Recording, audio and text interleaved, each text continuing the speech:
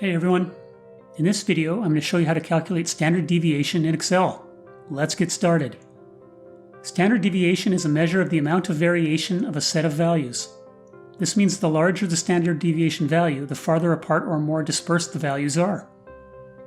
I've got a sample worksheet where I have customer ratings of a restaurant. Row 3 shows the customer number and row 4 is their rating on a 0 to 10 scale where 0 is awful and 10 is awesome.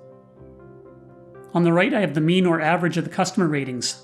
This was calculated by using the average function.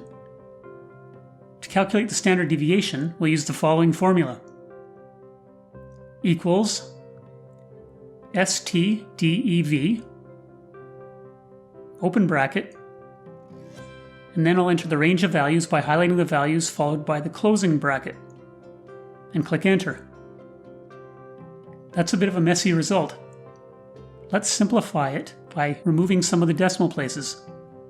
We can do this by highlighting the cell, then going up to the ribbon, and choosing number from the number formatting drop-down menu.